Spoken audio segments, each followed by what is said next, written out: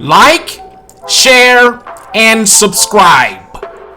Look out! Don't get cheated.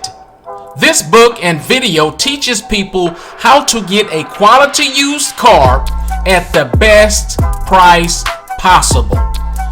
Buy this book at Amazon.com under Books or Kindle Store for paperback, ebook, or audiobook. If you don't want to buy the book, just go to YouTube, type in how to buy a used car, entire YouTube free audio. Just remember to like and subscribe. You will be able to listen to the entire book for free. If you are already here, great. I have been in the car business for approximately 18 years and have been a licensed car dealer and have run my own dealership and business for about 16 years. Therefore, I know this business very well. So, do not buy a used vehicle until you have read this very short and simple book. These strategies and tactics are easy to remember and can be used for a lifetime. Introduction, overview, and what you will learn in this book.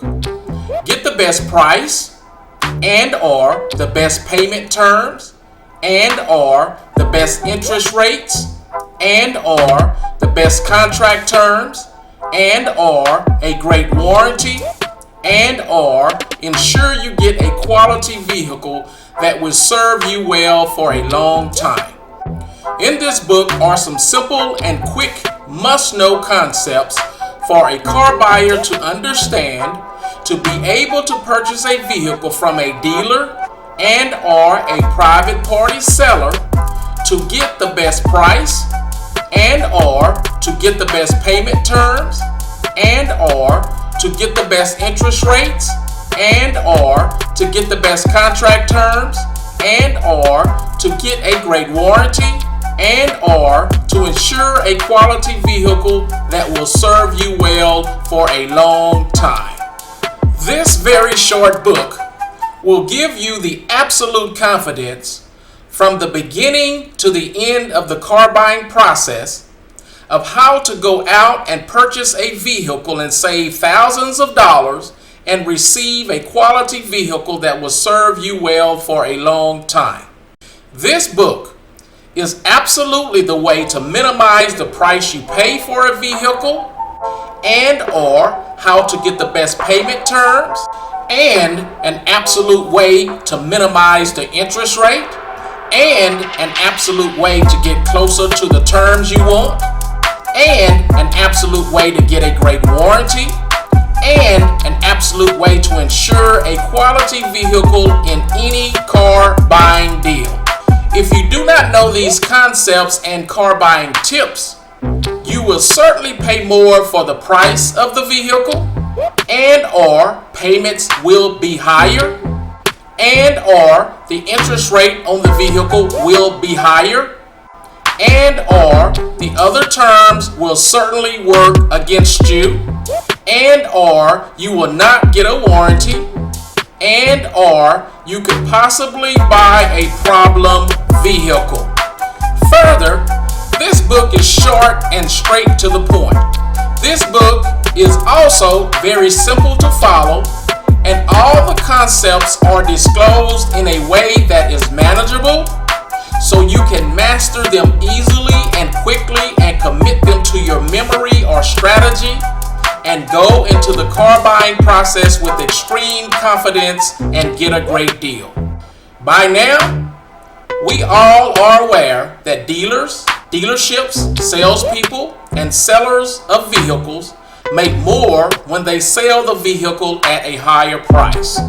There is no secret that the seller's whole motivation is to sell you the vehicle at the highest price possible and/or at the highest interest rates possible and/or on the seller's terms.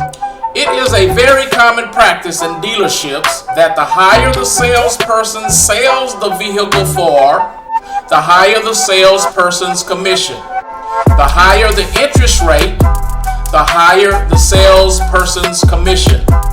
The more the salesperson can convince you to sign the contract closer to his terms, the higher the salesperson's commission. Therefore, it should not be a surprise to you that you need to gain the most knowledge you can to offset the salesperson's strategies and tactics and save yourself some money. Money that you can use for other things. This is just common sense. The concepts and the explanations of these concepts will certainly put you at a better advantage and keep the salesperson from eating you alive. These concepts are a must-know. Therefore, do yourself a favor and purchase this book now. Congratulations. Like and subscribe. Look out! Don't get cheated. This book and video teaches people how to get a quality used car at the best price possible. Buy this book at Amazon.com under Books or Kindle Store for paperback, ebook, or audiobook. If you don't want to buy the book, just go to YouTube, type in how to buy a used car, entire YouTube free audio. Just remember to like and subscribe. You will be able to listen to the entire book for free. If you are already here, great. But again, like and subscribe to be automatically notified of more educational material.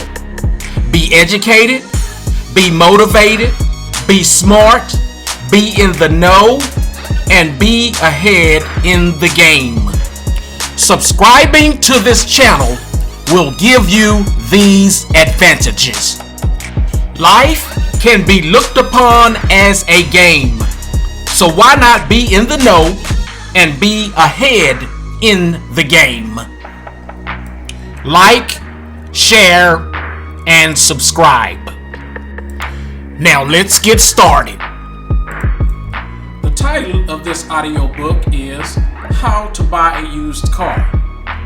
It is a complete guide from start to finish on how to buy a used car from the perspective of an experienced, licensed car dealer. There is a buying checklist included. So, get the best price and or best payment terms and or the best interest rates and or the best contract terms and or a great warranty and or ensure you get a quality vehicle that will serve you well for a long time. Do not buy a used vehicle until you have listened to this very short and simple audiobook. The text copyright is by the author, Dr. Ezekiel Fears Zeke, September 16th, 2020. This audiobook is read by the author himself, me, Dr. Ezekiel Fears Zeke. There is a legal disclosure and disclaimer included. Please enjoy and be educated on how to buy a used car. This is the table of contents for how to buy a used car. In Chapter 1, we have the introduction, overview, and what you will learn in this book. In Chapter 2, we have selecting car features before negotiating and the safest car.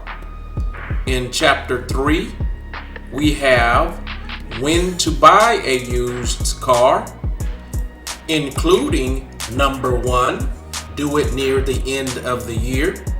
Number 2, do it at the end of the month. Number 3, do it at the beginning of the week. Number 4, do it at the end of the day. In Chapter 4, we have reasons for buying a used car, and car life cycle. In Chapter 5, we have beginning the hunt. In Chapter 6, we have visiting the dealership and negotiating, and during the test drive.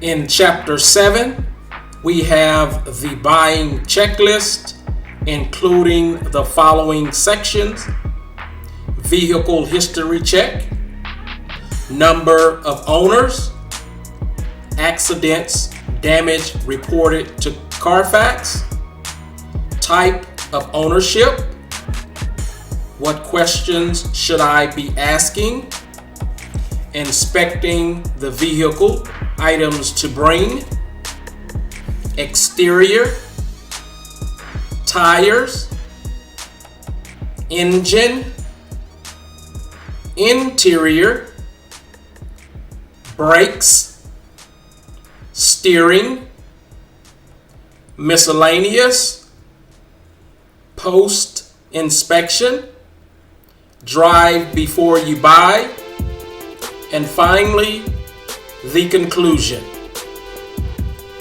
So continue to Chapter 1 and be educated on how to buy a used car. Chapter 1. Introduction, overview, and what you will learn in this audiobook. Be a winner in the car buying process and save thousands of dollars, and or get a quality vehicle for less. Here are some simple and quick must-know concepts for a car buyer to understand to be able to purchase a vehicle from a dealer and or private party seller and get the best price and or get the best payments and or get the best interest rates and or get the best contract terms and or get a great warranty and or to ensure a quality vehicle that will serve you well for a long time. Do not buy a used vehicle until you have listened to this very short audiobook. This very short book will give you the absolute confidence from the beginning to the end of the car buying process of how to go out and purchase a vehicle and save thousands of dollars and receive a quality vehicle that will serve you well for a long time. This book is absolutely the way to minimize the price you pay for a vehicle and or how to get the best payment terms, and an absolute way to minimize the interest rate, and an absolute way to get closer to the terms you want, and an absolute way to get a great warranty, and an absolute way to ensure a quality vehicle in any car buying deal. If you do not know these concepts and car buying tips, you will certainly pay more for the price, and or payments will be higher, and or the interest rate will be higher, and or the other terms will certainly work against you, and or you will not get a warranty, and or you could possibly buy a problem vehicle. Further, this book is short and straight to the point. This book is also very simple to follow, and all the concepts are disclosed in a way that is manageable, so you can master them easily and quickly and commit them to your memory or strategy and go into the car buying process with extreme confidence and get a great deal. By now, we all are aware that dealers, dealerships, salespeople, and sellers of vehicles make more money when they sell the vehicle at a higher price. There is no secret that the seller's whole motivation is to sell you the vehicle at the highest price possible, and or at the highest interest rates possible, and or on the seller's terms. It is a very common practice in dealerships that the higher the salesperson sells the vehicle for, the higher the salesperson's commission. The higher the interest rate, the higher the salesperson's commission. The more the salesperson can convince you to sign the contract closer to his terms, the higher the salesperson's commission. Therefore, it should not be a surprise to you that you need to gain the most knowledge you can to offset the salesperson's strategies and tactics and save yourself some money.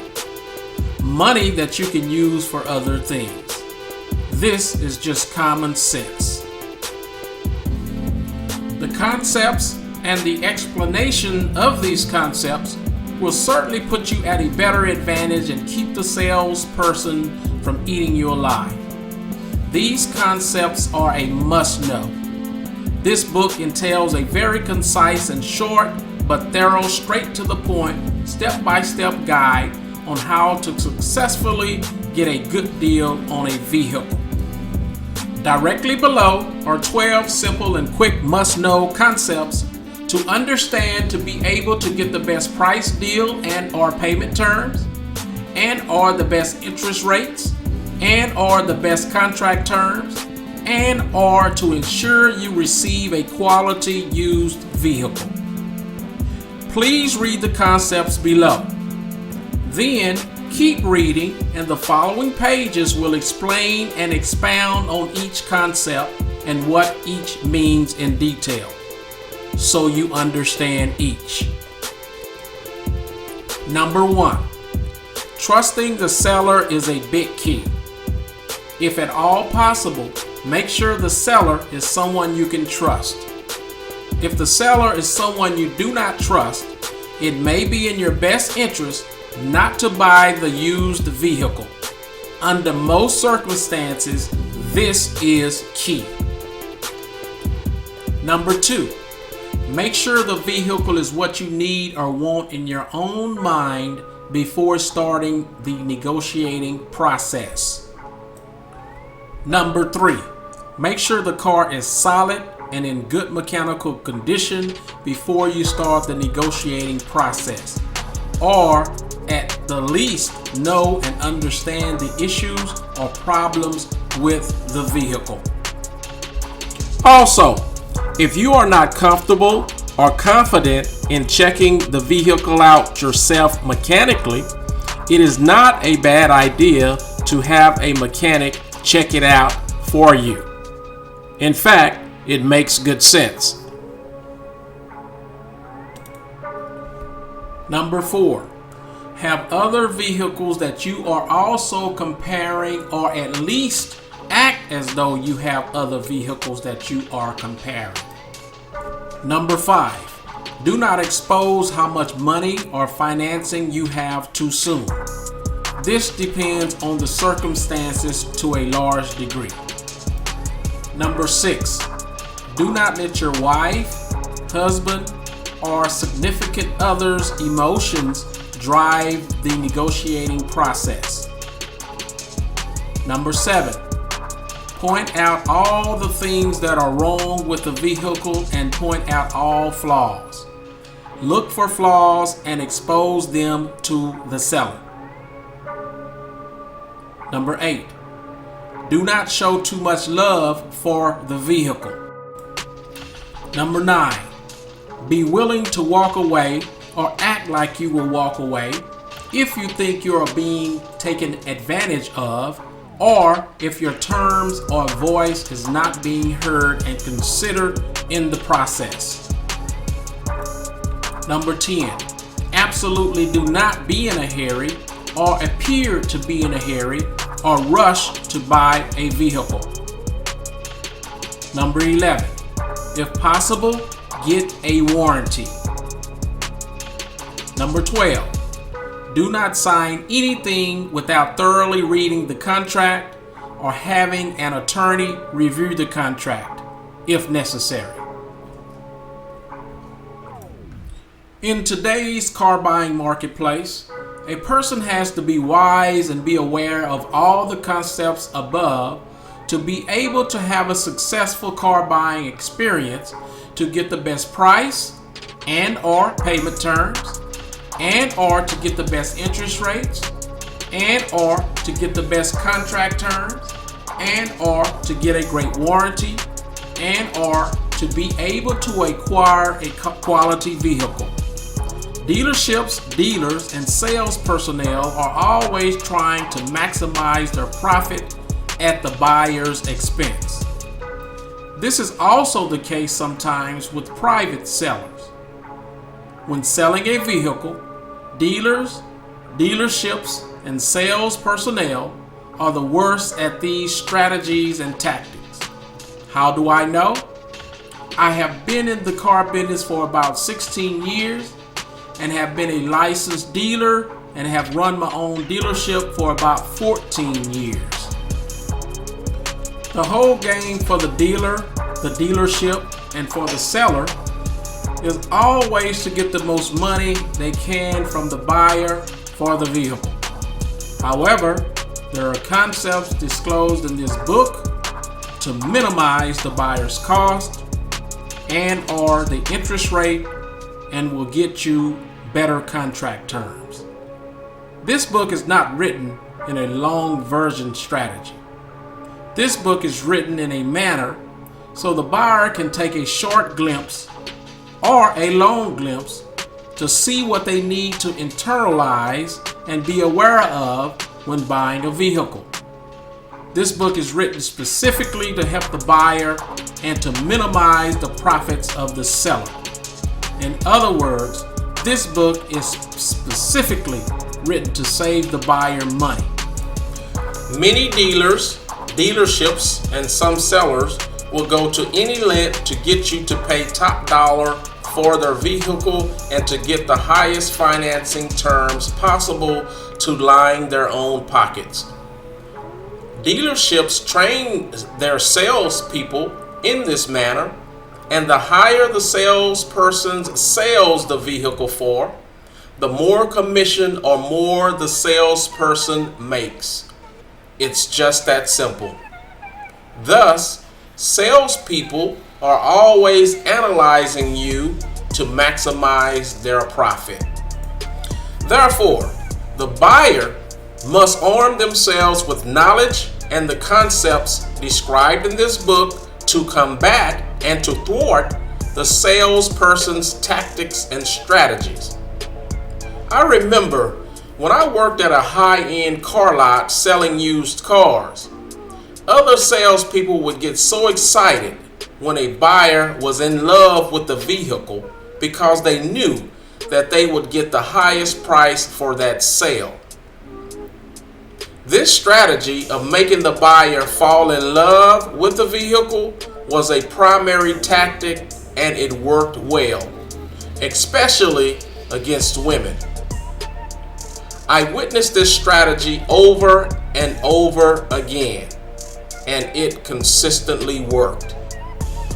On the other hand, if the buyer never showed that they were in love with the vehicle, the salesperson would always drop the price of the vehicle substantially until the buyer would purchase the vehicle. This would happen over and over again, and we are talking about the difference in the price of thousands of dollars. Thus, again, do not go to a dealer or dealership to purchase a vehicle without first understanding the concepts in this book. You will certainly save yourself a lot of money. The main and only objective for the dealer, the dealership, and salespeople is to make the most profit from the buyer. Sellers have many ways to accomplish this, and they practice these strategies every day. When I worked at a dealership, this is what they taught me as a salesperson. Personally, I hated it because I knew that most buyers were getting ripped off if they did not know what they were doing. It just wasn't the way that I wanted to interact with customers and do business. So ultimately, I eventually became a licensed dealer myself and ran my own dealership for about 14 years. I am still a licensed dealer at this time. This is why I can tell you about the car buying experience, because I have been in this business for about 16 years. And believe me, it can be ugly for the buyer without the knowledge I will share with you in this short book.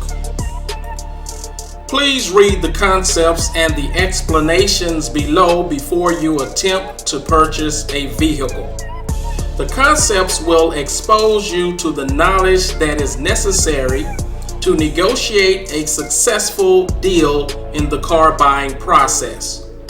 You owe it to yourself to be educated in this process so you will be able to recognize certain behaviors and cues during the car buying process to save yourself thousands of dollars.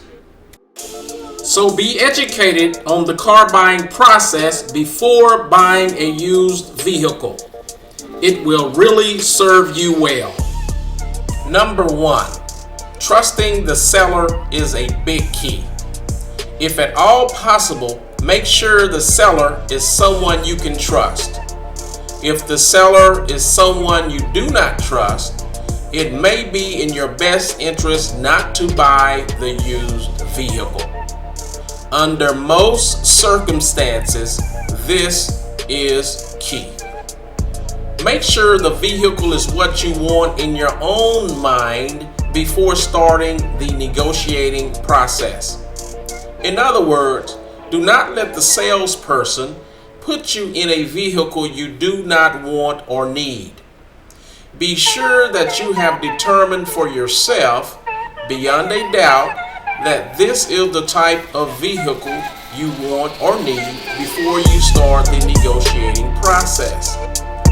There is no need to start the negotiating process before you determine that this is the vehicle you would like to own. This would be a waste of your time. I am aware that many times buyers have more than one vehicle that they are considering purchasing at one time, and that is okay. But to save time, each vehicle that you are considering should have been already checked out to some degree to determine if you actually would like to purchase them. Number 3, before you start the negotiating process, make sure the car is solid and in good mechanical condition.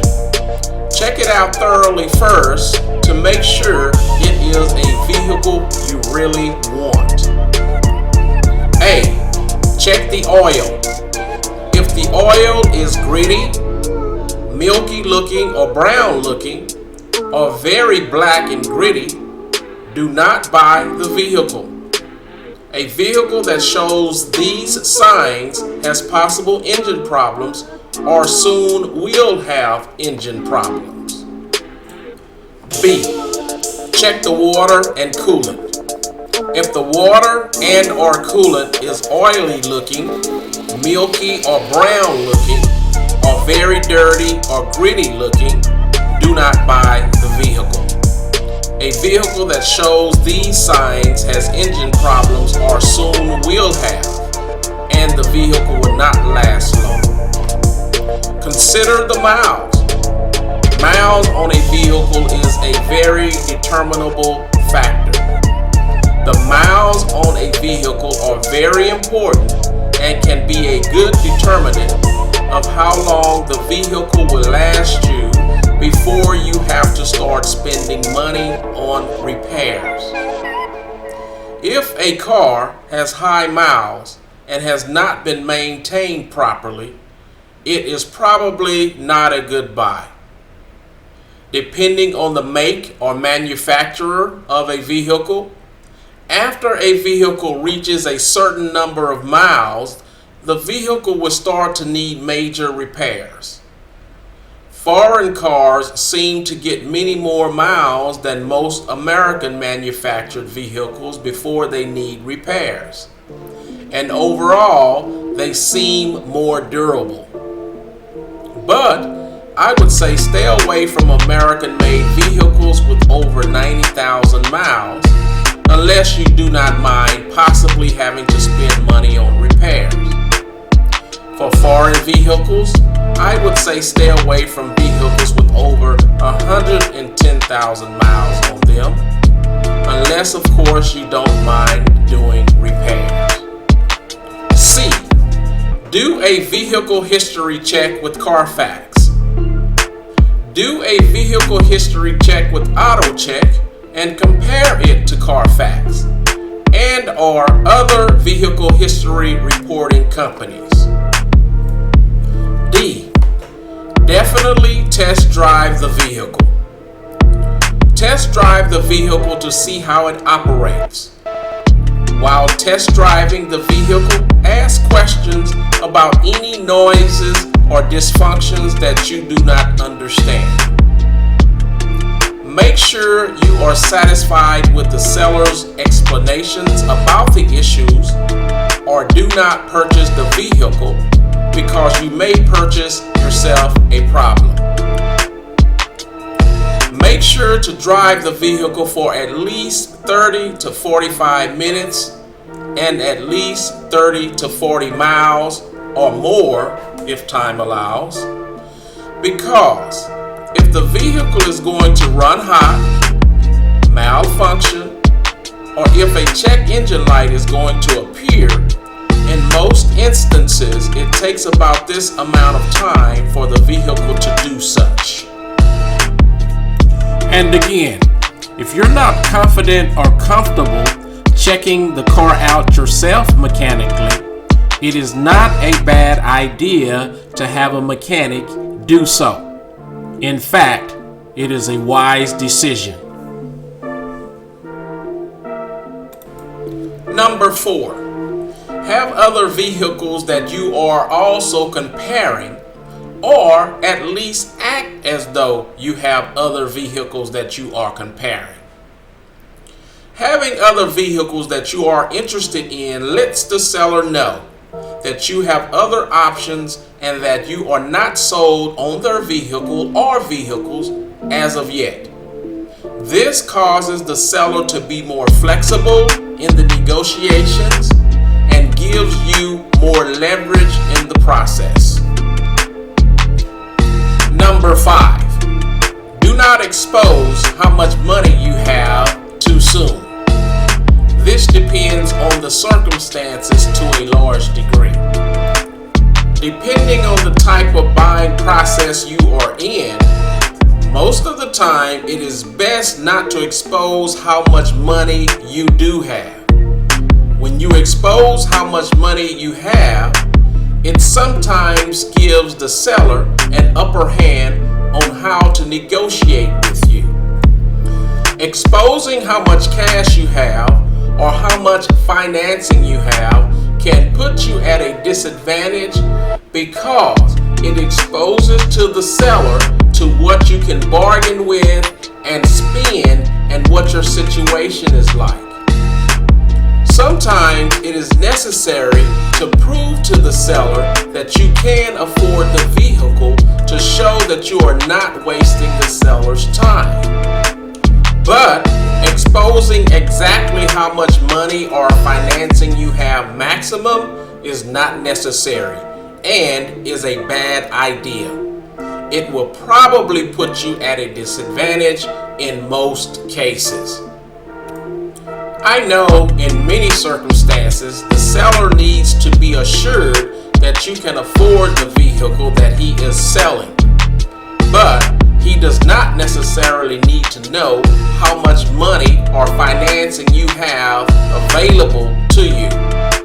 Again, most salespeople and dealers and dealerships are trained to get the most out of you for the vehicle. Thus, these sellers start at the highest price and work downward to get the most money out of you that they can. These sellers have a highest price and a lowest price that they can sell that particular vehicle for already in play from the starting point of the negotiations.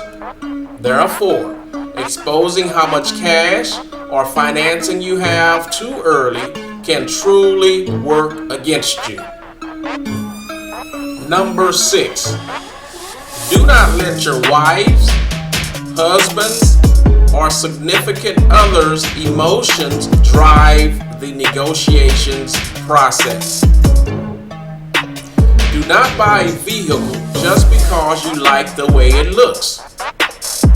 The look of a vehicle is not going to make the vehicle operate correctly and serve the purposes that a vehicle is supposed to serve. A vehicle's purpose is to safely get you to and from your desired destinations.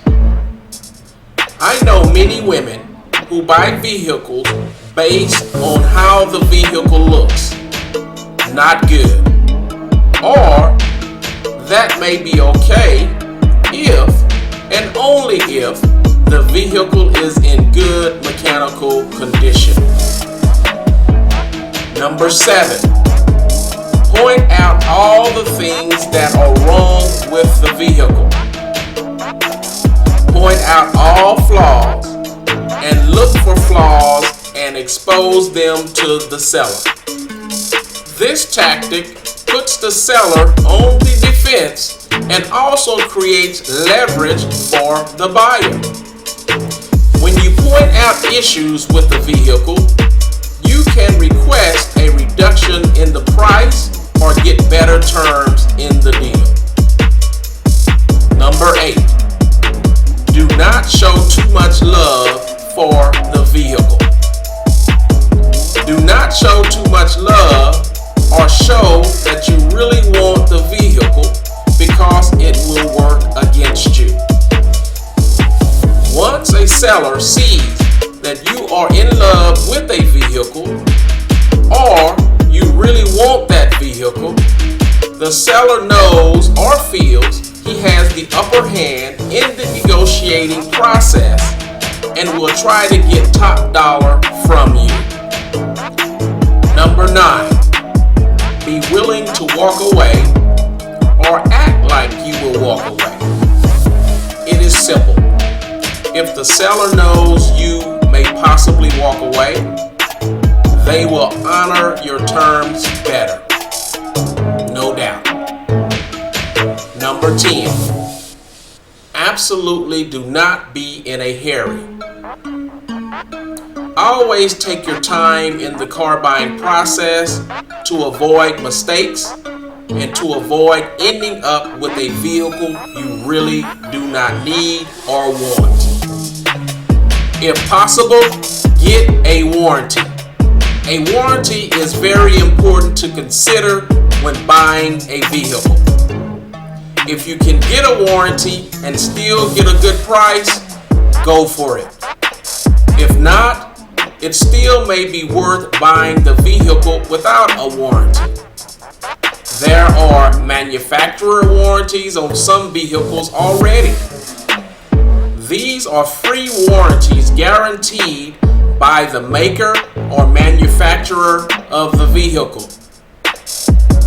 Under these warranties, if you have a problem with the vehicle, you just take the vehicle to the manufacturer and they will fix it or rectify the problem free of charge. The buyer does not have to pay for or negotiate with the seller to claim these warranties. There are also dealer or seller warranties. Under these warranties, the dealer or seller guarantees certain things on the vehicle. If you have a problem with those certain things under the warranty, you simply take it back to the dealer or seller and they should take care of the problem. There are also extended warranties. Extended warranties can be bought through independent companies or sometimes through the manufacturer. These warranties can cover a range of things on the vehicle depending on what type of warranty you want to purchase. is your choice. Nevertheless, if you have an issue with anything under the extended warranty, you simply take it back to the warrantor and they should fix it. Also, please note, you have the power to demand your own terms for a warranty before you buy from anyone. A warranty can certainly create more security when purchasing a vehicle. Exercise that power if possible. Number 12. Do not sign anything without thoroughly reading the contract or having an attorney review the contract if necessary. Be absolutely sure you have a clear and precise understanding of the terms of the sale and contract before you sign anything. Once you sign, you are legally bound by the terms of the sales contract. I am aware that people buy cars for different reasons. Some just want a car to get them from point A to point B every day, and others want a more luxury vehicle. But either way, you need the knowledge within this book to be successful in the car buying process. Therefore, one of the biggest challenges in looking at used cars is that you want to make sure that the vehicle is mechanically sound. Finding a safe and reliable used car does not have to be expensive. It is better to save your hard-earned money for more important things than to keep dumping it into the automobile black hole because of ignorance and lack of knowledge. This book will teach you how to be car smart and money wise. These strategies and tactics are easy to remember and can be used for a lifetime. So continue to Chapter 2. Chapter 2. Selecting car features before negotiating. Deciding what features are important to you before even going to the dealership or into the car buying marketplace will prevent you from falling in love with the wrong vehicle. As I write this, I know of a car, make, and model, which shall remain nameless, that always turns heads when people see it. It has the sharpest looks. Almost 90% of owners polled a year after purchase said they would not buy it again. Wow. I don't know the reason. It could be the seat is uncomfortable, it has no cup holders, or it is not mechanically sound. But people who own them are counting the days until they can unload it. And that's all we need to know. About 10% of all car owners will want a different car the next time they purchase than the one they have because variety is the spice of life. Any large purchase where more than 70% of the owners would buy the same model again with their hard-earned cash is a good endorsement. Going into a dealership just to look or having a grab bag of desired features without even knowing if they coexist in an available model puts you at their mercy. There are hundreds of car models out there, but it's a finite amount of fixed features. If you want a four-wheel drive SUV, the list to choose from gets limited. If you want a convertible, same thing. Narrow it down to actual models offering the body style and features you want before ever saying one word to a car salesperson. In the realm of four-door sedans with a big trunk or two-door hatchbacks that look sporty, manufacturer makes those. The field can be narrowed by using Consumer Reports incidents of repair, car safety ratings, option packages you like, or other criteria. Ruling out some makes and models before starting is the best thing you can do to ensure you're happy with the choice a year later. One way to start is to make a chart with 3 headers: must, desirable, and okay.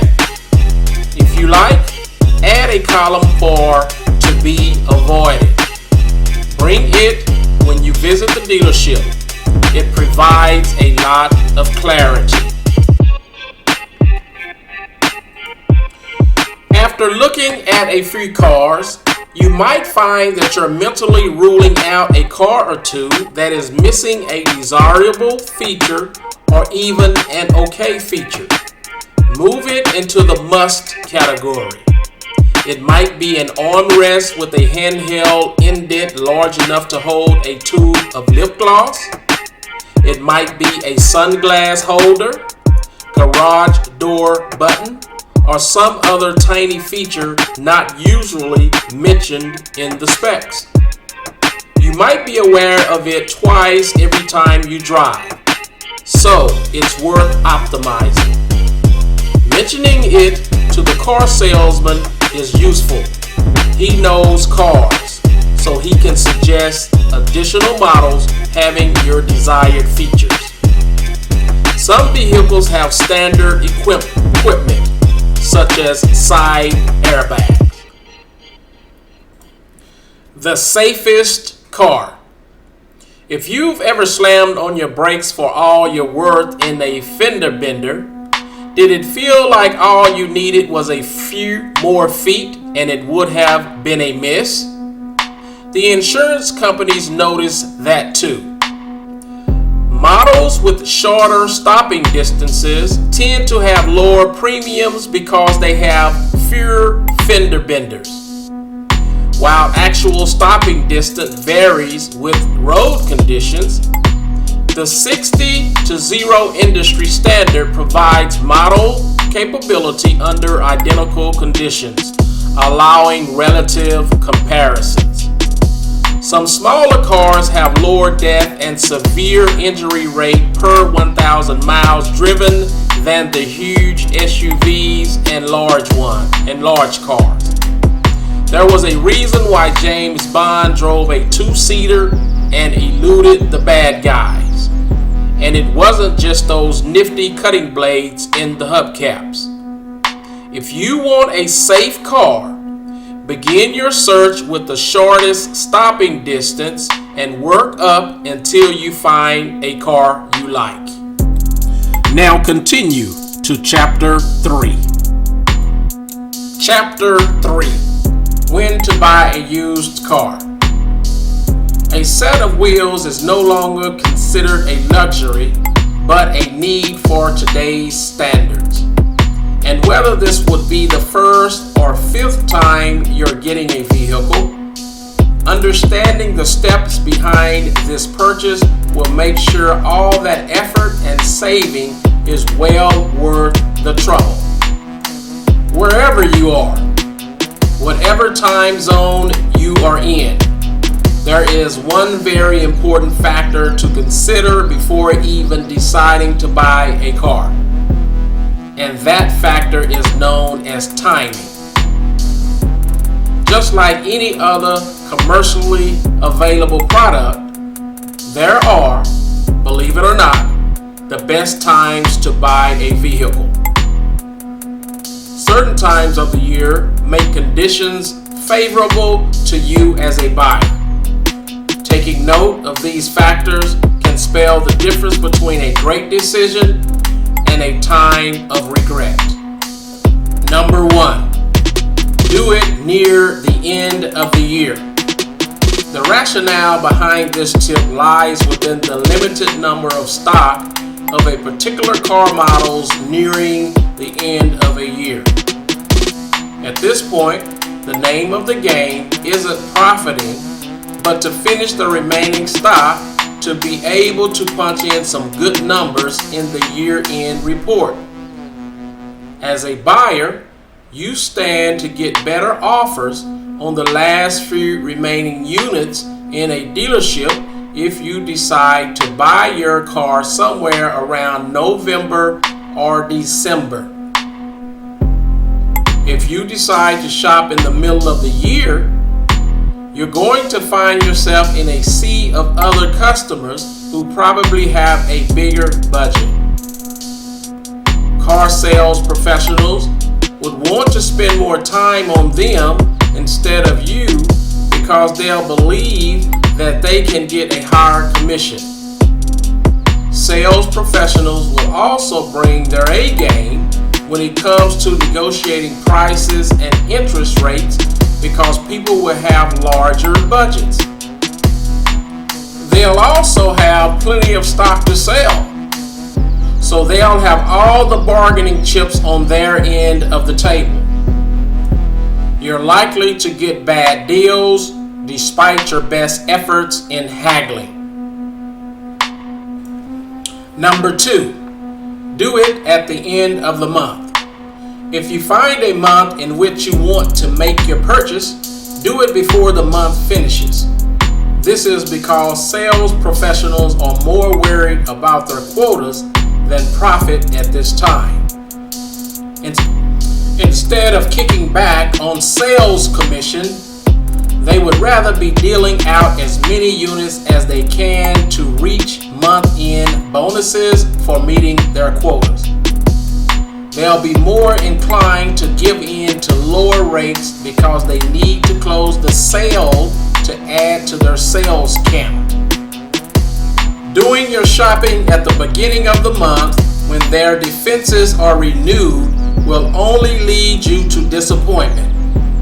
Sales personnel are only interested in high-yielding sales at the start of the month because they still have plenty of time to worry about their quota. Number 3, do it at the beginning of the week. Dealership showrooms are jam-packed with interested families on the weekend. The staff will have their hands full just entertaining questions. You may even find yourself speaking to several different people in one visit because the last person you've spoken to had probably forgotten about your conversation because that family of 6 just came in looking for a Hummer. Mondays are the best days to visit shops. There will be very few people, and you're guaranteed that your sales associate will give you their undivided attention. You'll get all your questions answered, plus the service will be faster. Number 4, do it at the end of the day. Give it about an hour before business hours end.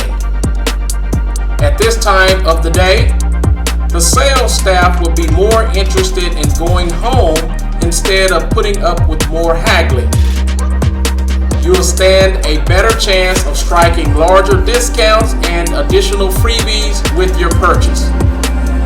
On the other hand, going head-to-head with caffeinated sales associates on a Friday morning is going to end with you giving in to them instead of the other way around.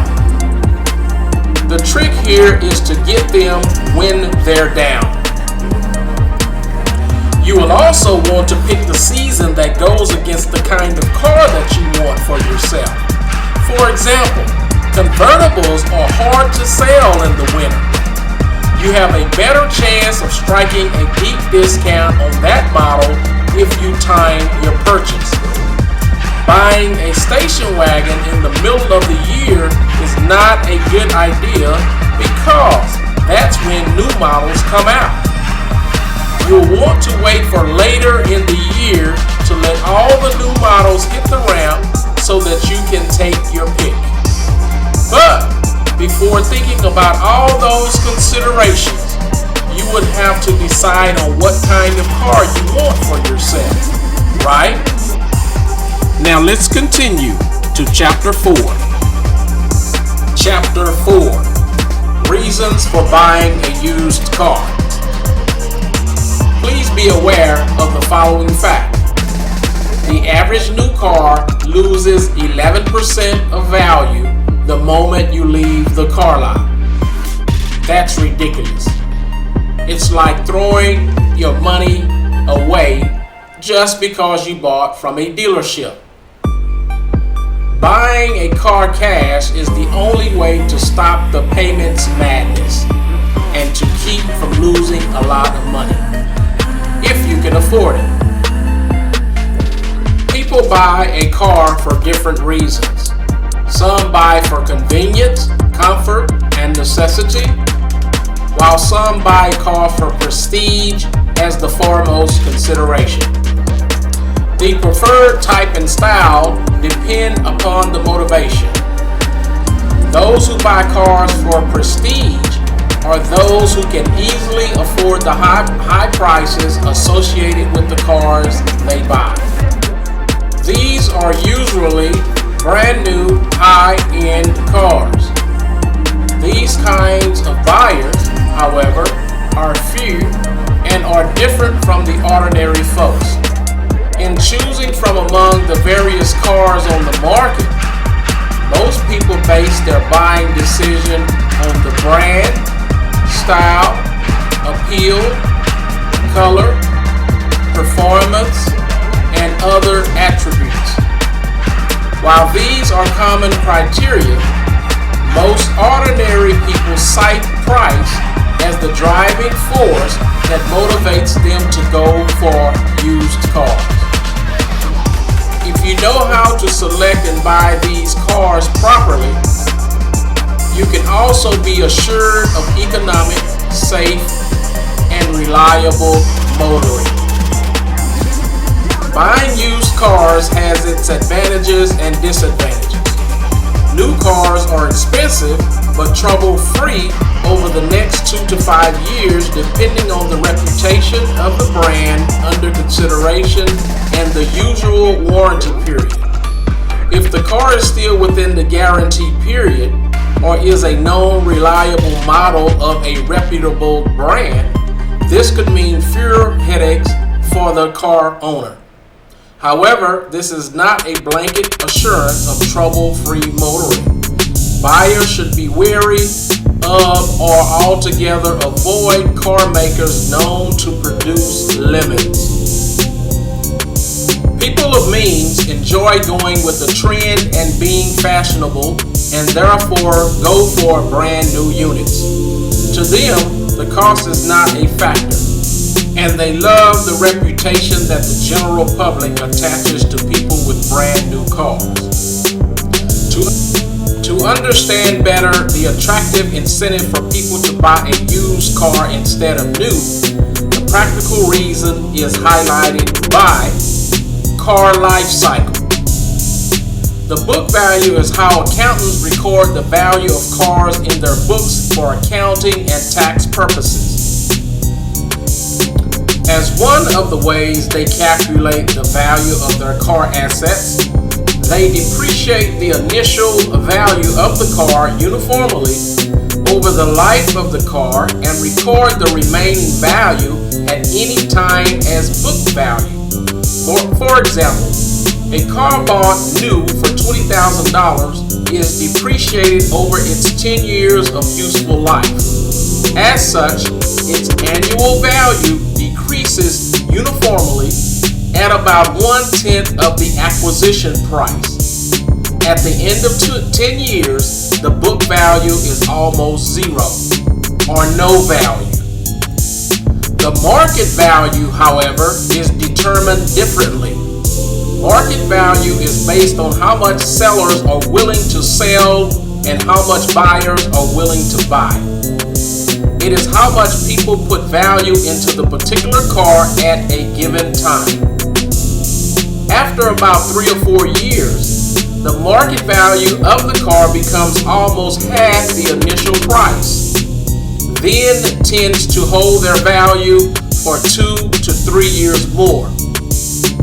After that time, the market value drops off fast. Investment-wise, buying a new car has its serious downside from the financial viewpoint of practical people. Aside from being very expensive, thus requiring high upfront expense, brand new cars lose a significant part of their value once they leave the showroom floor.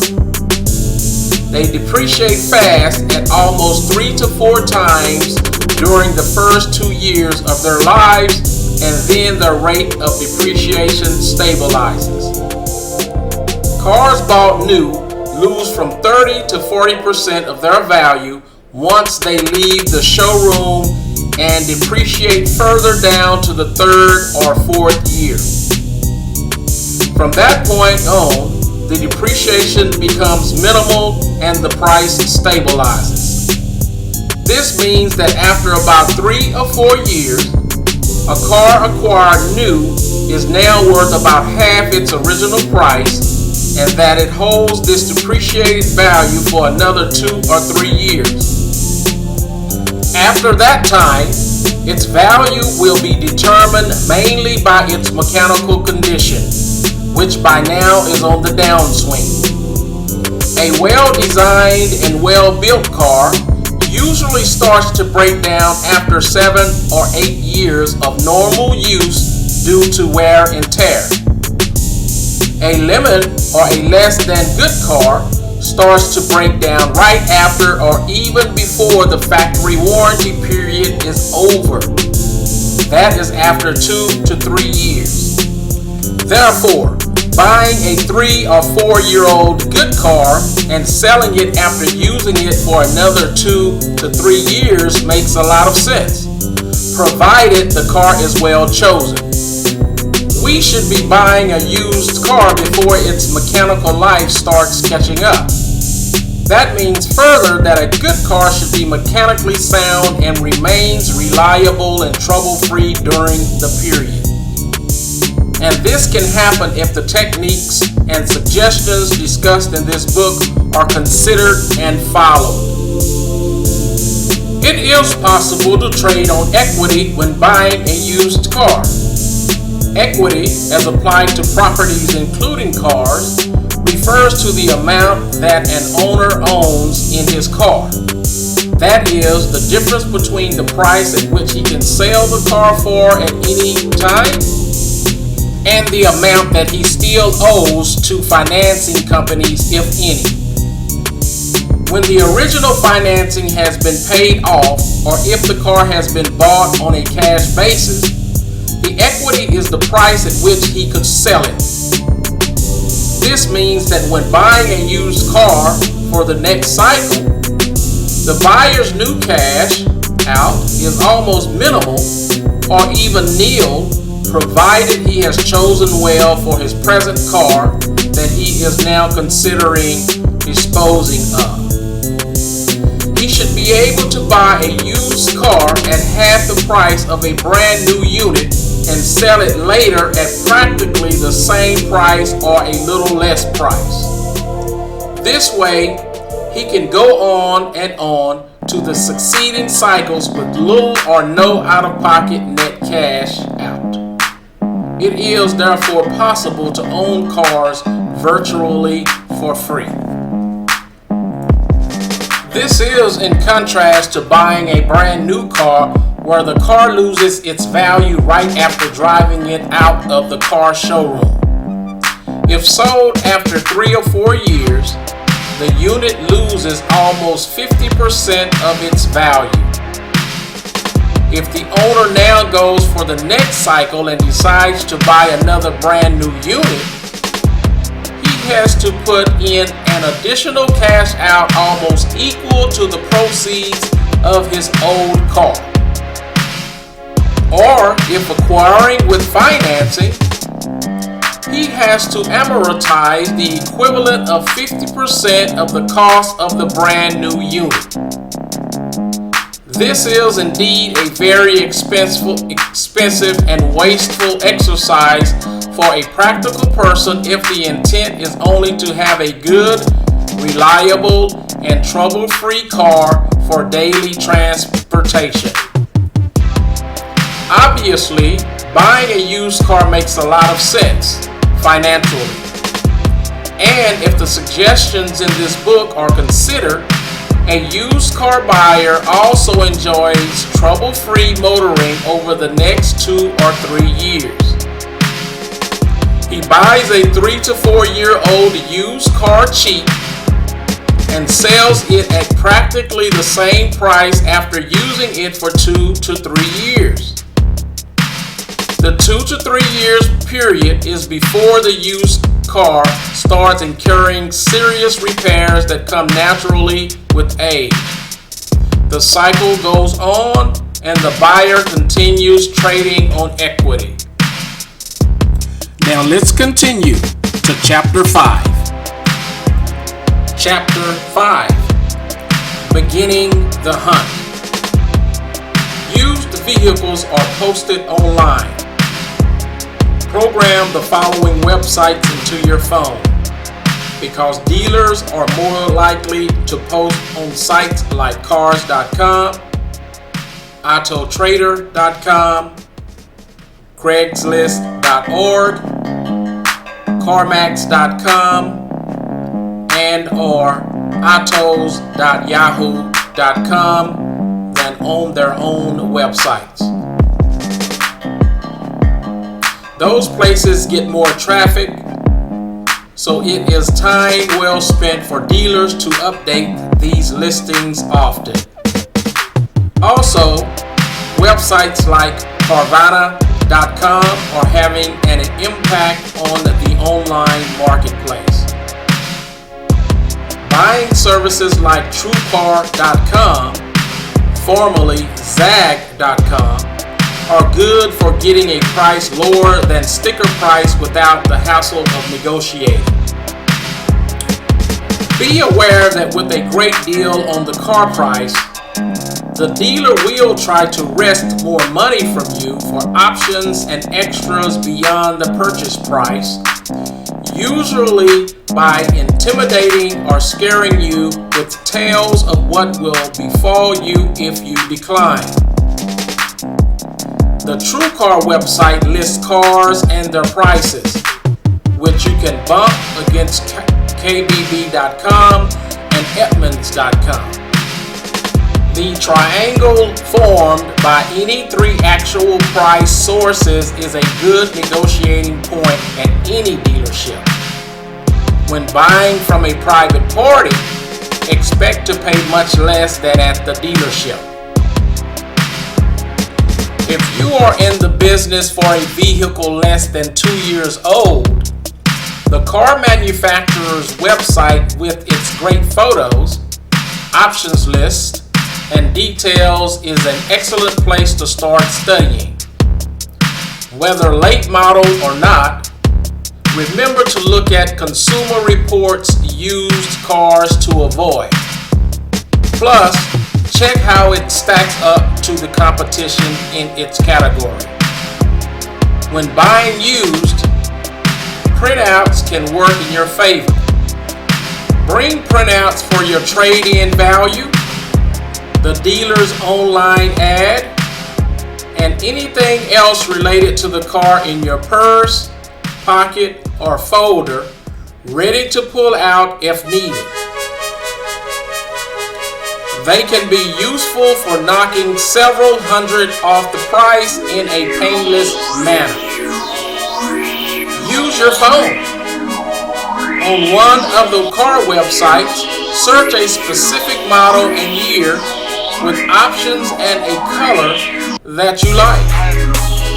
Find 3 dealerships having that car.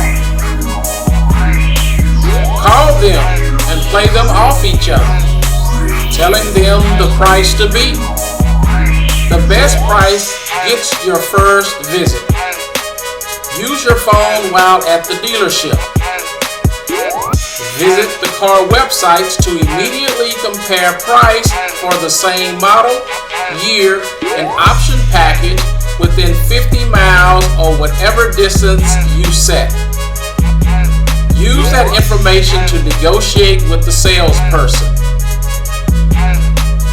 What if the salesman says comparing his car to the other car is apples and oranges because of a few option differences?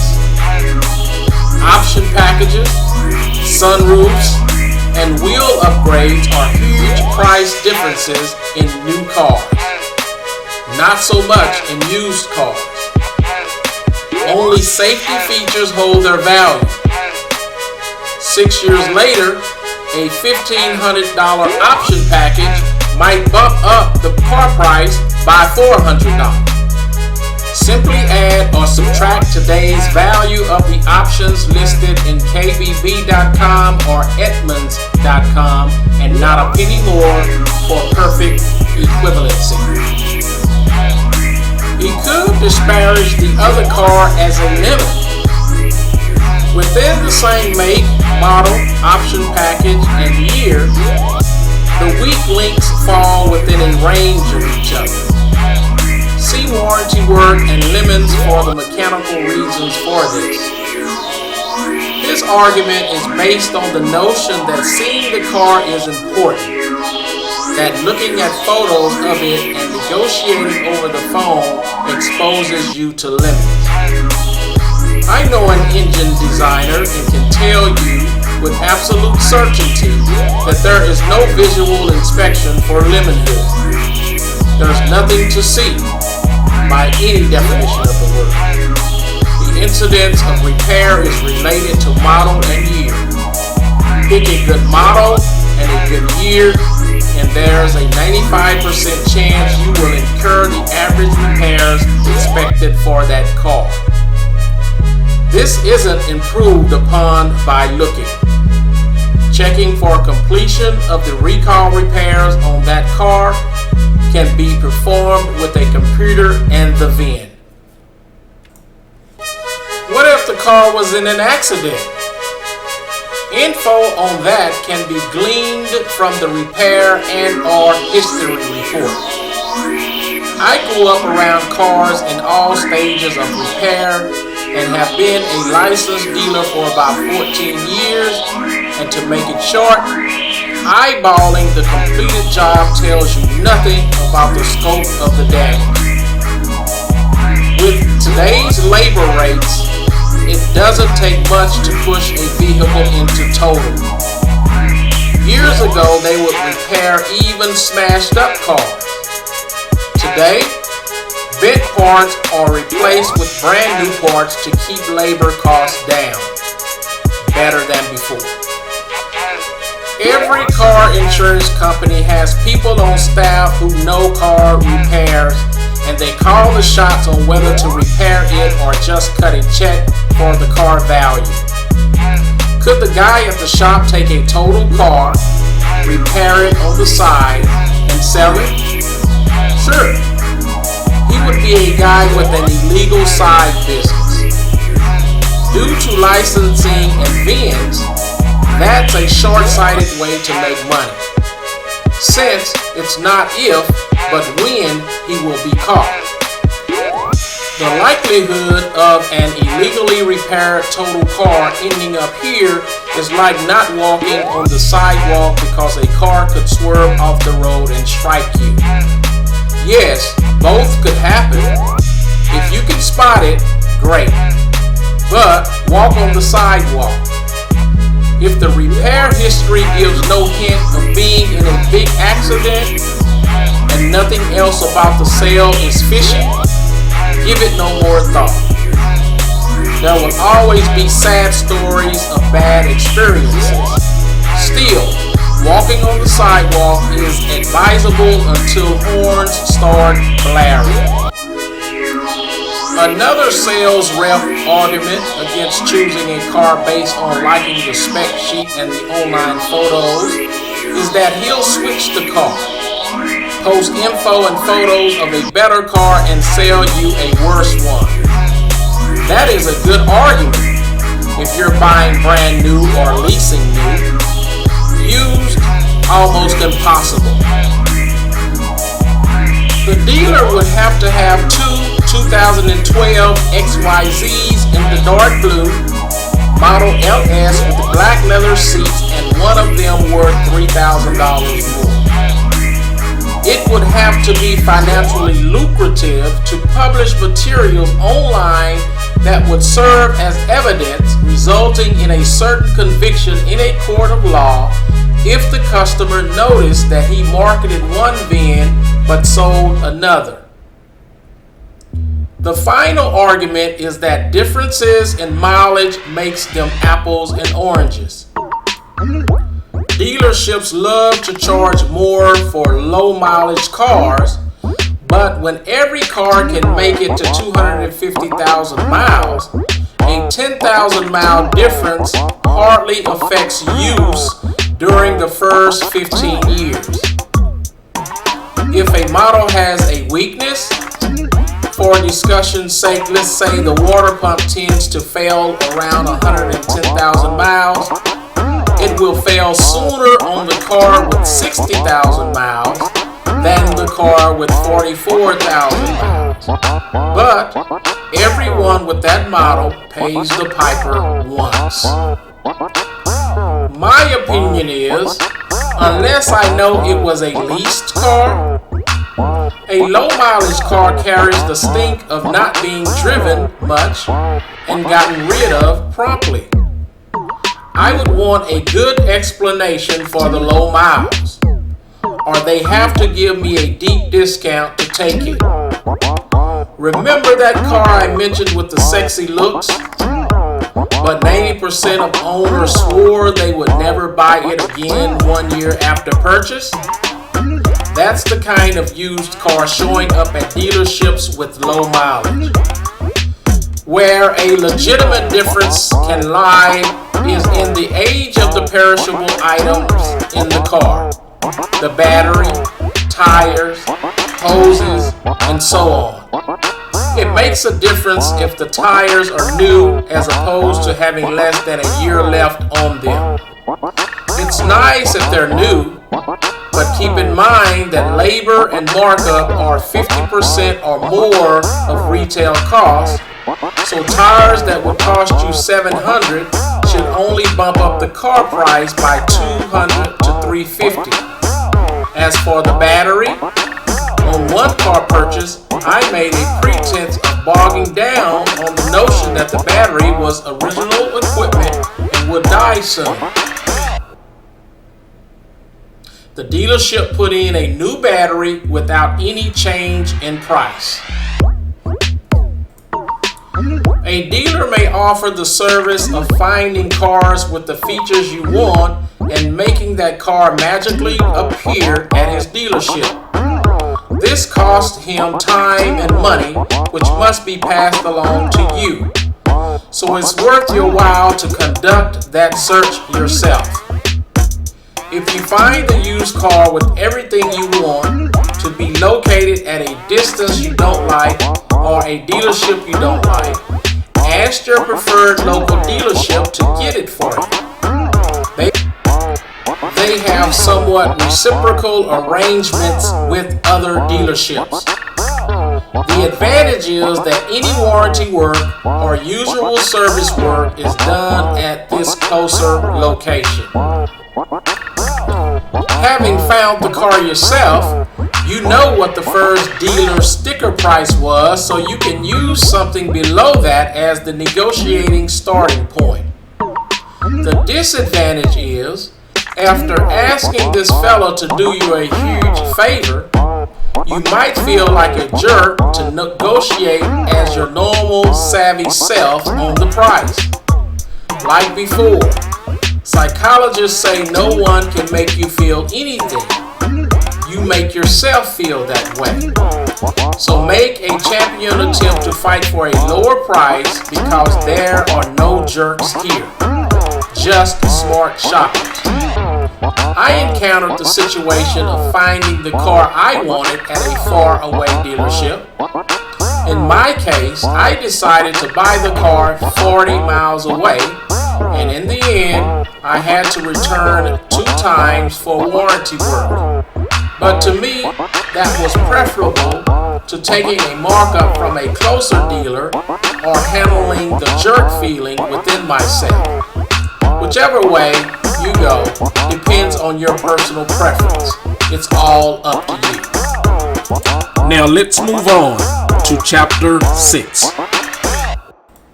Chapter 6. Visiting the dealership and negotiating. Dress up. Rich people get better deals. Arrive at 5:30 p.m. wearing a suit and they'll figure you just came from work. You know, from your job as a lawyer or business executive.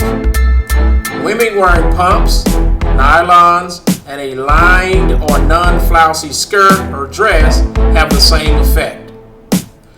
Dressing up works even better the younger you are, because a salesman knows young people wear those clothes only for work. No acting is involved. Just be your normal self and say nothing about your clothes. If the salesman comments, look down, shrug, and grin. It's not necessary ever to explain your clothing to store personnel. In fact, it's their job to avoid being annoying. Letting them know immediately whenever it feels annoying helps them do a better job. The second thing is to show up in a clean car. Nothing on the dashboard, vacuumed, shine on the outside, clean tires. Those two things, dressing professionally and having a clean car, regardless of how old, and even if not trading it in, pegs you as a responsible person.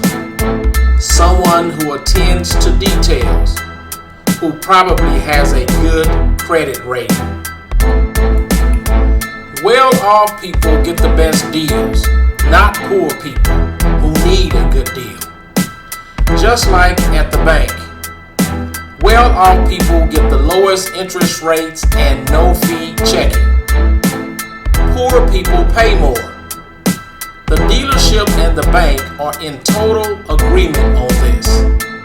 Both want solvent, responsible people as customers. Salespeople become good at judging people. That's what they think.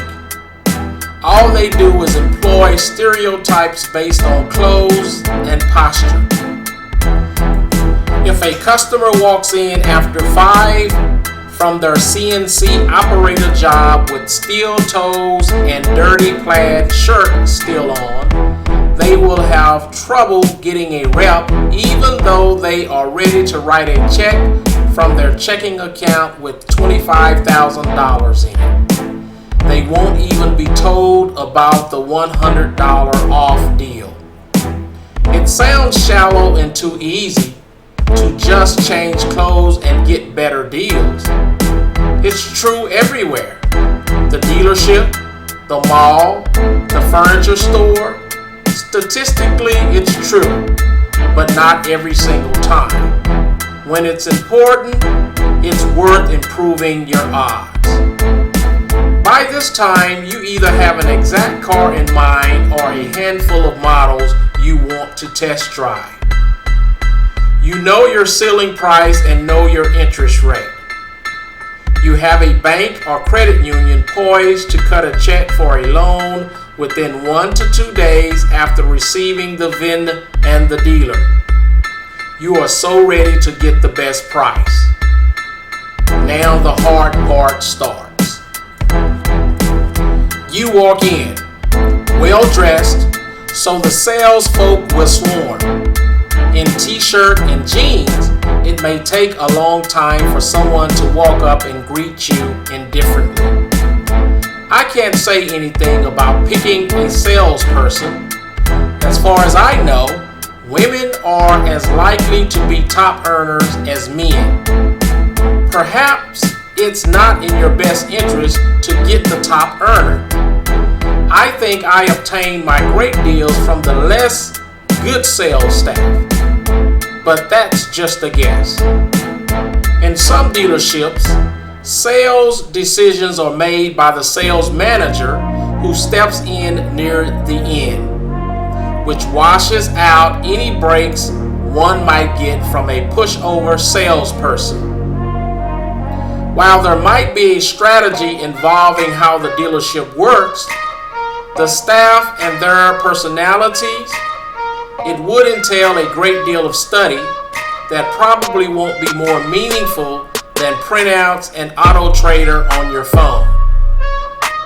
Don't dwell on anecdotes about car salesman head games.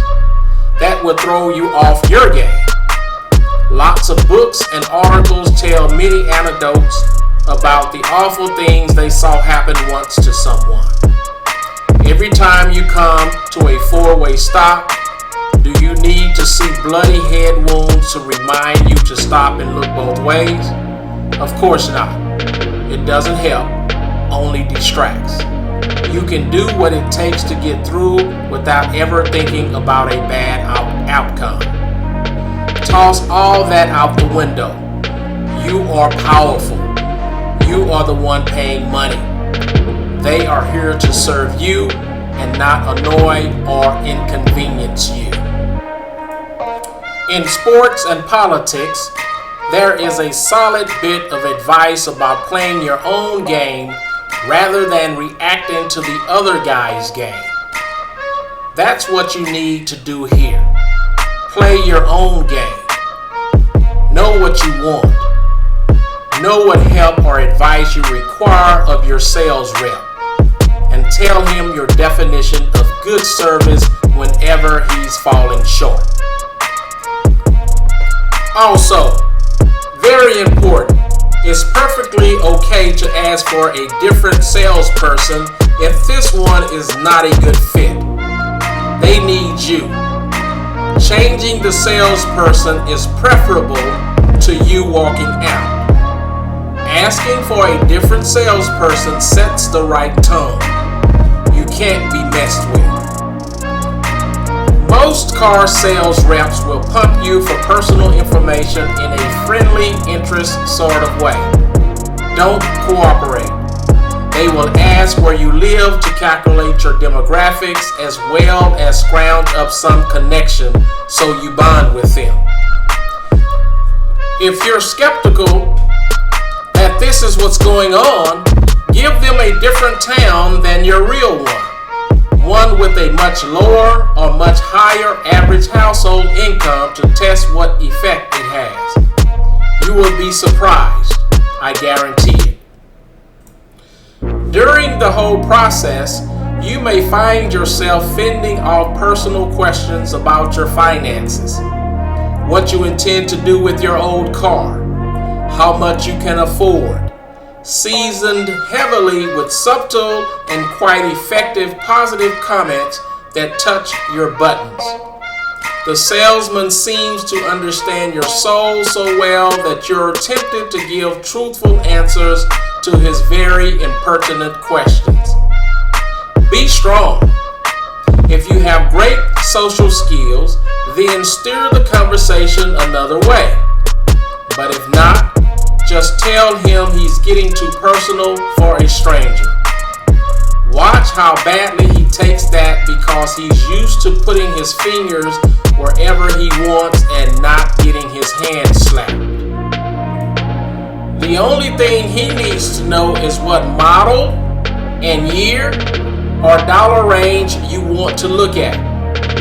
If you were looking at dishwashers and the salesman started asking about your current bills and wanted to help you calculate how much dishwasher you could afford, it would be laughable. Well, when it's a car, it's funny too. However, some dealerships will not even entertain you as a customer unless they do a credit check first. Nevertheless, freely pump the salesperson for information on options and features. That's what he's there for. Tap him or her for their knowledge. Show him your must, desirable, okay list to see what he suggests. If you're open to considering other models with your key desired features in the same price range, let him know.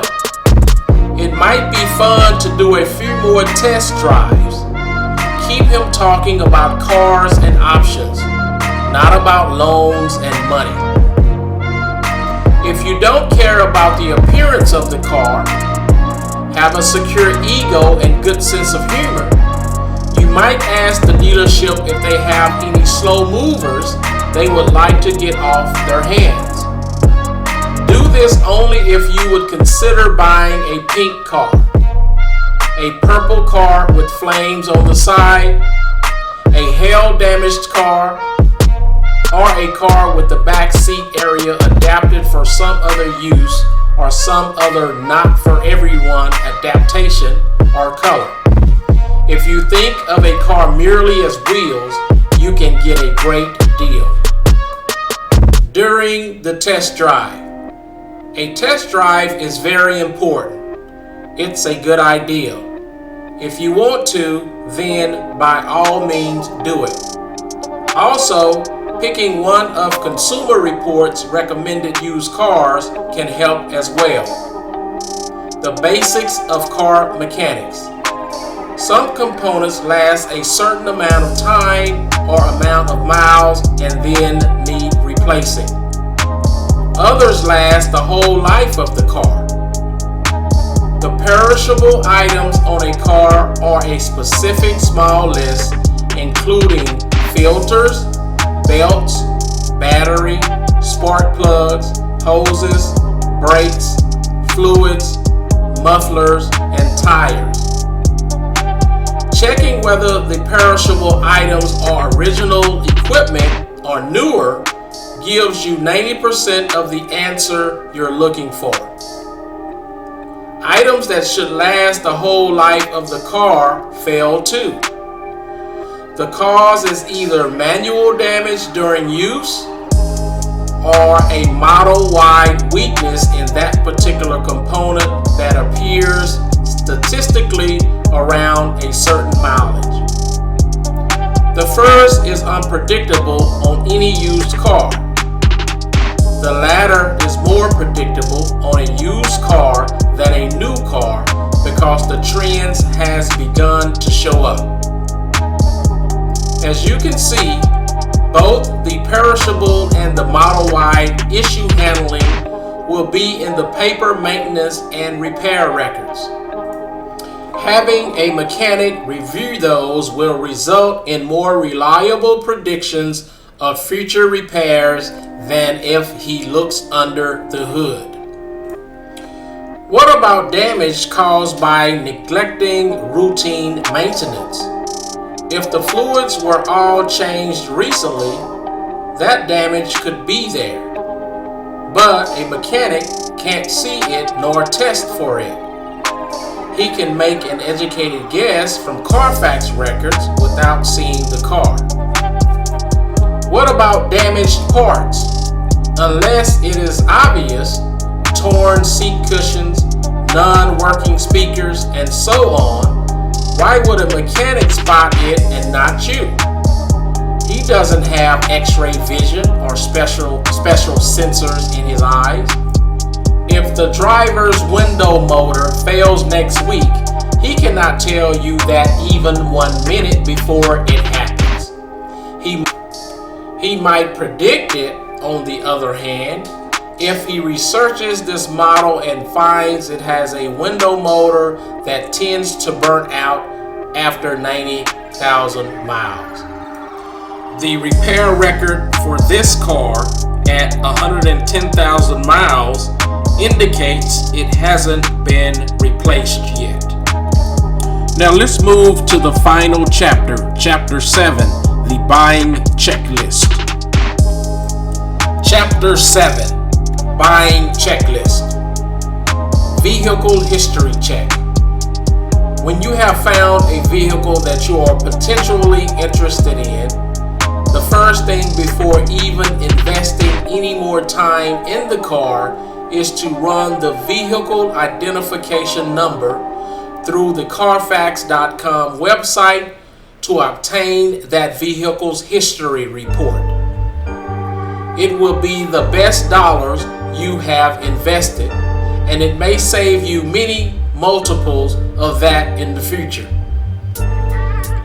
Most reputable dealerships will already have run the Carfax report to assist with the sale of the vehicle and will be more than happy to provide it to you on request.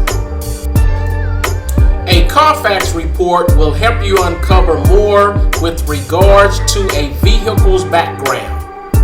To begin with, you will observe the report summary, which provides many suggestions about what to watch out for within the remaining portion of the report.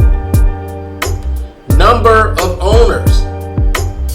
Numerous prior owners can often mean recurring unresolved problems or conceivable fraudulence. At the same time, a lot of consumers think of one-owner vehicles as being a very good selling point. Accidents, damage reported to Carfax. This is going to contain any incidents or damage revealed to Carfax by the police, insurance providers, and repair companies. Anytime damaged auto repairs are reported to Carfax, they will show up in the vehicle report indefinitely. Type of ownership. This data can let you know what the initially registered vehicle classification was: personal, commercial, rental, or lease. Last reported odometer reading. This content will allow you to identify odometer deception as well as other anomalies. Recall information about the specific vehicle. These details are offered to Carfax by manufacturing companies and various reporting agencies.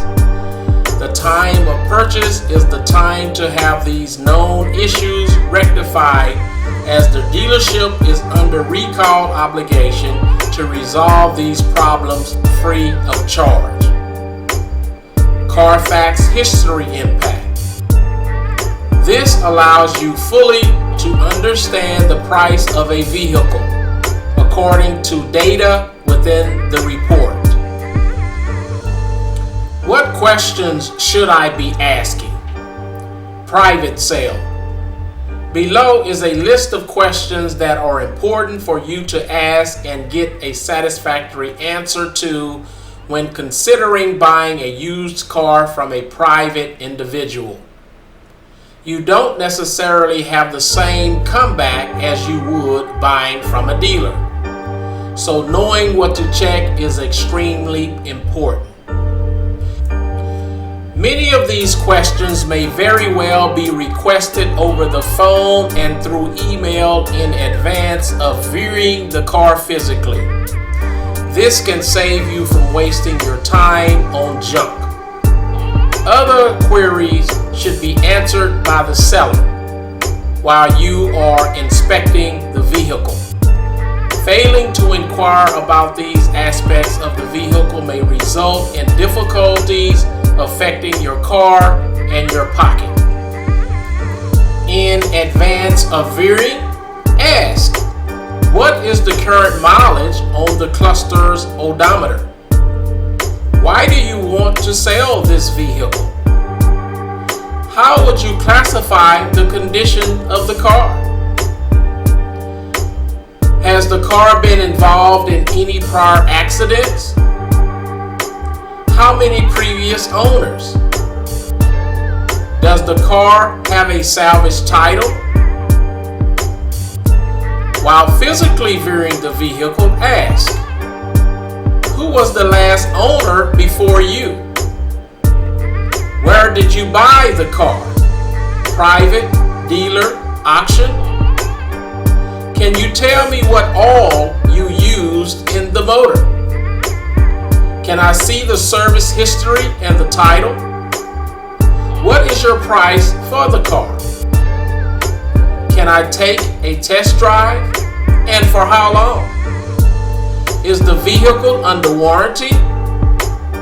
Have you had any recall work carried out at the dealer? Are you okay with an independent mechanic inspecting the vehicle? Have you sold many cars before? When's the last time? Inspecting the vehicle items to bring. To safeguard yourself, you should employ a meticulous way of thinking whenever looking at a pre-owned vehicle. To assist you to detect whether the car warrants purchasing, take these objects along in support of examining the vehicle. A notepad as well as pencil, pen to take notes and to document the vehicle's identification number, the VIN. Paper towels for examining the motor oil. A compact light for checking underneath the car for leakages and deterioration of the chassis. Any small magnet with regards to uncovering filler in the bodywork. A magnet will not stick to filler.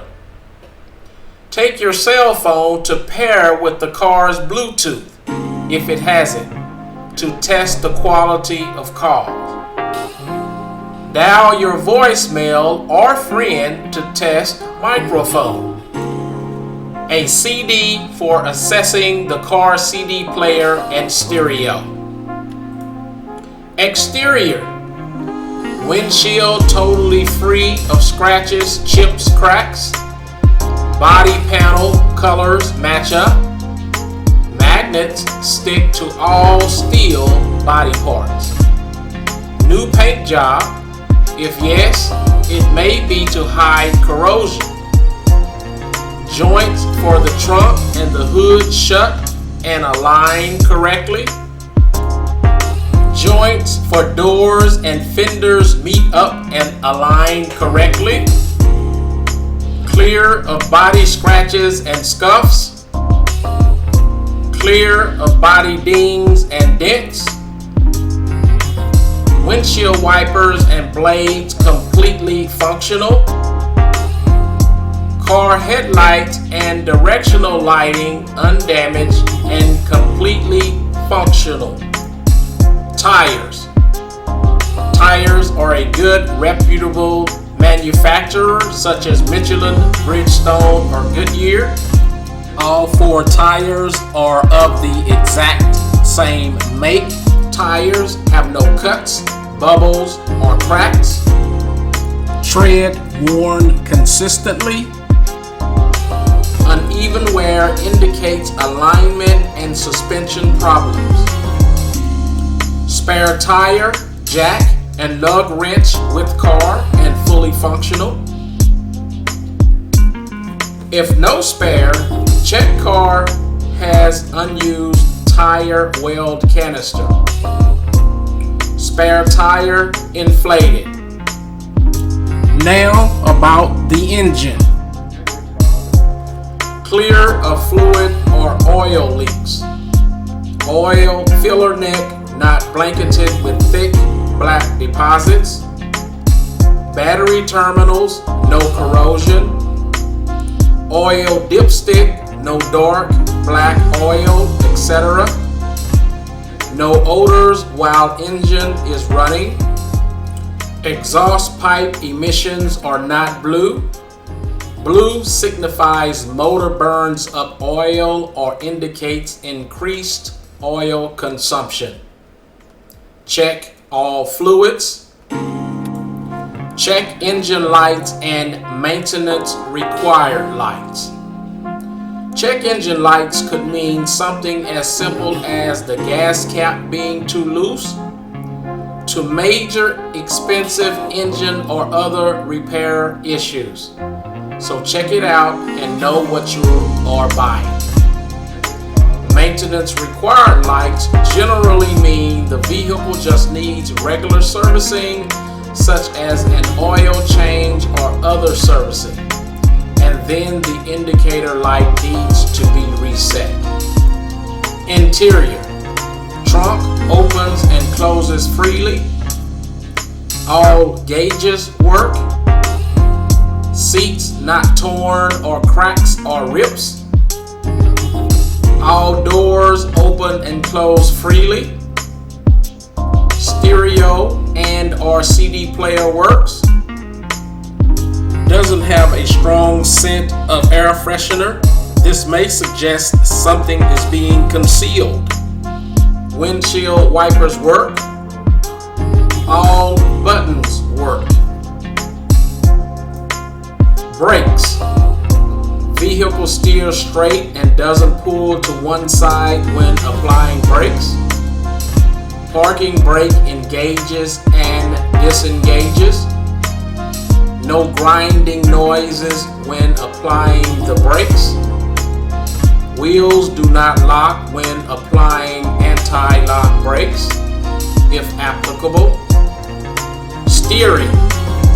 Vehicle does not drift to one side or the other. Vehicle stable, no shaking or vibrating. No resistance from steering wheel while turning. No clicking or clunking while turning farthest left and then farthest right. Miscellaneous. Car manual situated in glove compartment. Instructions included for all accessories.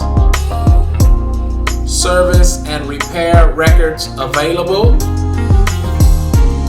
Dealer owner has title. Both sets of keys are with the car.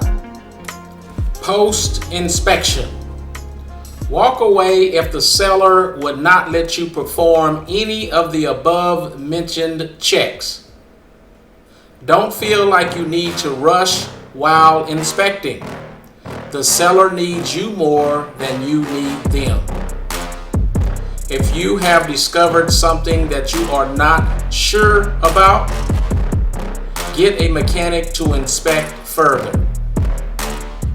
Items you find on your checklist are great for negotiating the asking price downward. Drive before you buy. DME Automotive, a direct vehicle marketing company, conducted analysis which revealed that 17% of vehicle purchasers would not take a test drive prior to deciding to buy. An additional 33% only took a basic 10-minute ride around the neighborhood in just one vehicle. This is far from being ideal and not a sensible approach. To the extent that may be discovered on the internet, basically only a road test will be able to uncover whether or not a car satisfies requirements. In advance of selecting an individual vehicle, consider a good solid look additionally at what other vehicles in the same segment have to offer. In the event an individual has happened to be driving an older car for an extended period, just about anything will appear to be fantastic. A test drive is a game with rules that is an essential step in choosing the right new car. There is a lot at stake, so below is what you need to know to maximize the time you have with the car out on the road. Number 1. Make sure the vehicle is insured. If it's not and you crash and it's your fault, you may be in for some serious financial liability. It's important that you also know what the insurance excess is in the event of an accident. Number 2. The car that you are offered to test drive needs to be the one that you are interested in buying. Different variants of the same car can drive and feel extremely different from one another due to suspension, tires, seats, etc. Make sure also that you know which features of the car are standard and which are optional extras. Number 3, if possible, always try to drive on roads you know. A strange car on a different road you are not used to is going to feel very strange. You want to be able to determine how much of this is attributable to the road and how much to the car. The whole purpose of the exercise is to test the car, not also having to test the road as well. It's best to drive the car on a variety of road surfaces that you know well. Checking out how the car performs in conditions you are already familiar with is the best way to check the vehicle. Number 4, don't ever try to compare your old car with the new car you are test driving. The car you will be testing is naturally going to feel superior to the car you have been driving. What you are not trying to do is to find a new car that's better than your old car. This would be simple to do. What you are trying to do is find the best car from those that you have shortlisted. You should be taking the time to drive your short listed of contenders to compare them against each other. You want to compare the same segment and generation cars to get a true comparison of what is the best car for you. Number 5. Most of us won't have driven numerous cars over the years. We will most likely have just driven the car we owned day in and day out. You will, therefore, need to give yourself time to get used to the car you are testing. Each vehicle has its characteristics and will have subtle control differences. These controls all offer different minor feedback. You need to take the time to adapt to all the features of the vehicle and have time to utilize all the so-called toys the vehicle offers. You will need time to assess the comfort levels, which a simple spin around the block will not allow you to do. Test drives are a waste of time if they are not at least 30 to 45 minutes long and are not about 30 to 40 miles. Because again, if the vehicle is going to run hot or malfunction in any manner, or if a check engine light is going to appear, in most instances it takes about this amount of time or miles driven for the vehicle to do such.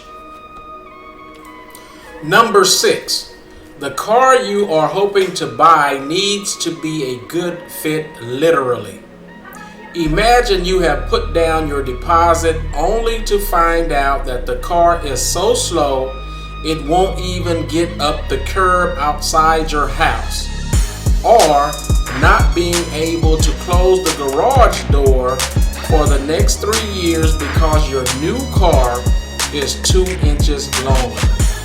Or how annoying is it going to be to realize that your 2-ton towing capacity is insufficient for your 3-ton boat? Don't be afraid to take the vehicle home and check that the car will literally fit with your surroundings.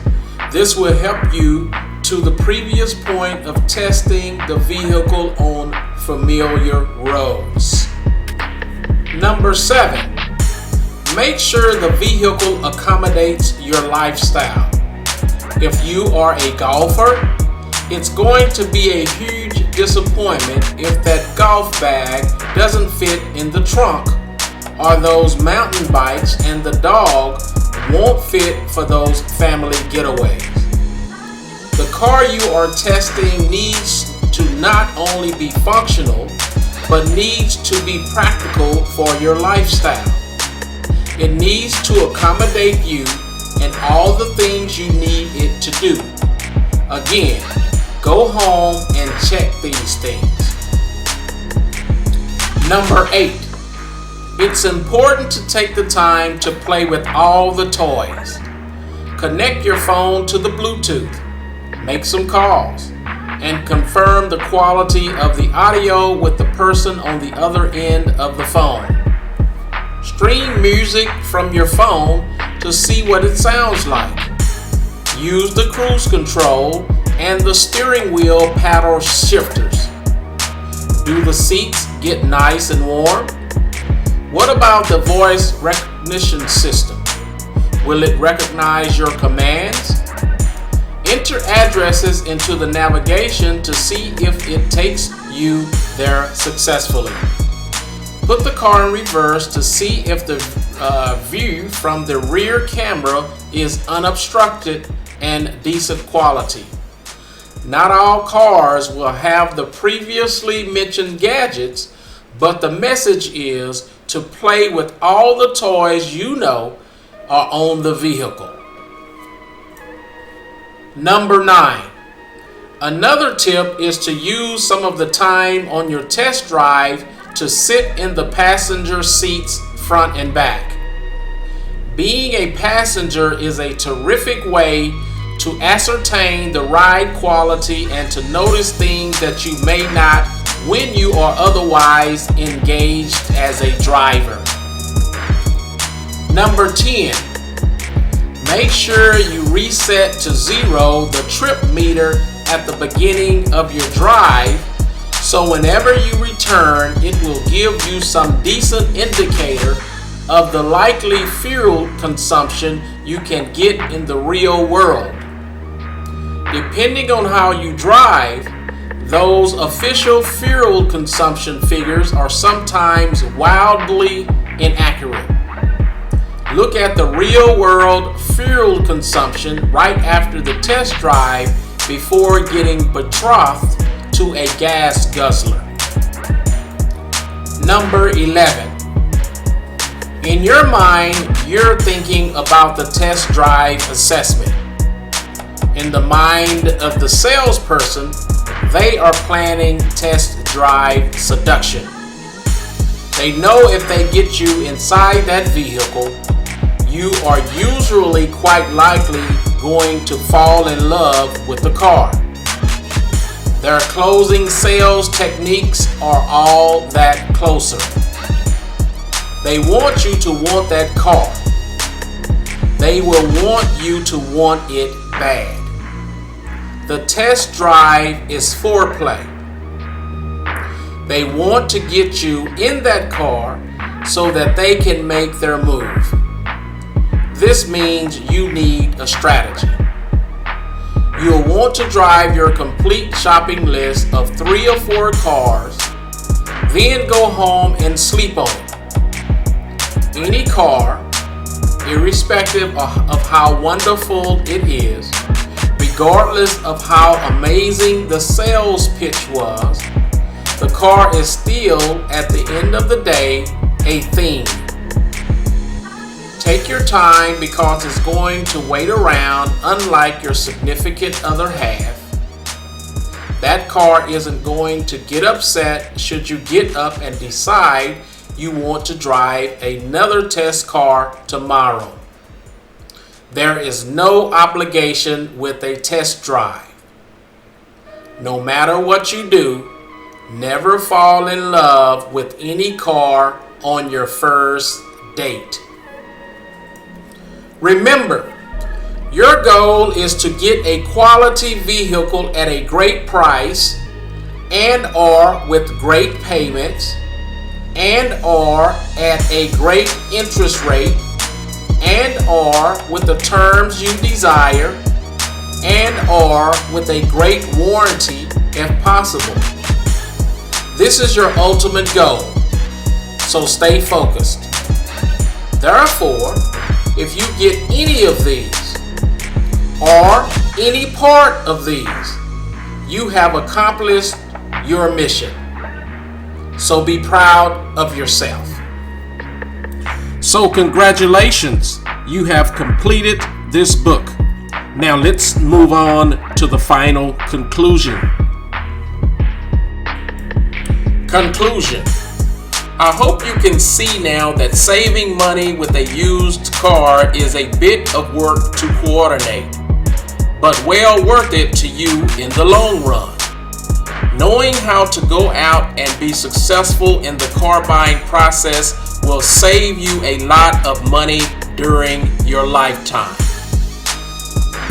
Buying a used vehicle does not have to be scary. It just takes a little effort and a plan. I've purchased several used vehicles over the years, and I've refined these steps down to a science. Further, I have been in the car business for about 16 years, and I know the tricks of the trade. Most all of the steps listed in this book are necessary. You do not want any surprises after the sale. After you've driven your used vehicle for a little while, you may even decide you want to upgrade. You can put this plan in motion by setting aside a little money each month towards this goal. Use the money that you would have made a car payment with. Then, when it's time, just hunt down a newer model used car and apply your savings plus your sale of the current vehicle. There is no need to be married to your vehicle forever. Lastly, I would encourage you to share these tips with your family, friends, and loved ones.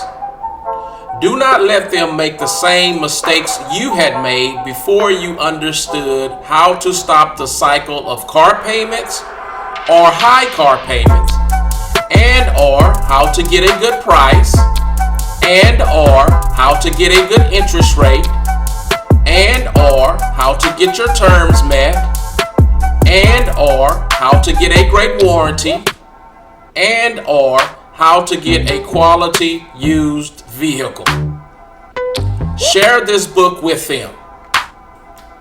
Ultimately, again, your plan is to get a quality vehicle at a great price, and or with great payments, and or at a great interest rate, and or with the terms you desire, and or with a great warranty.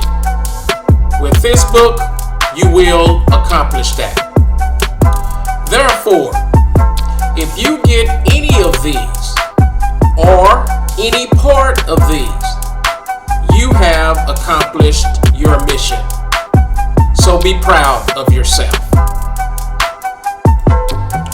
And remember, these strategies and tactics are easy to remember and can be used for a lifetime. Thanks for reading, and I hope this book would be a great and long-term help for you.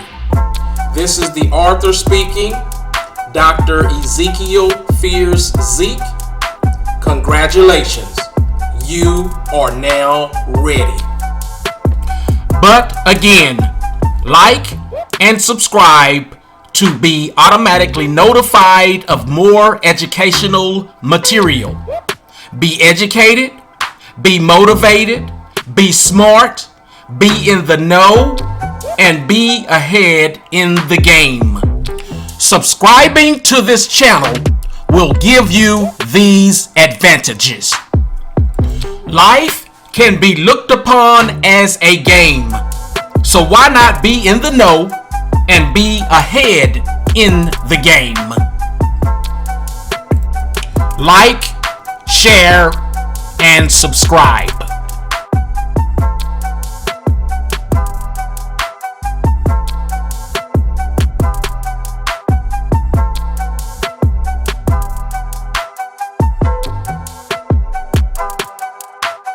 out.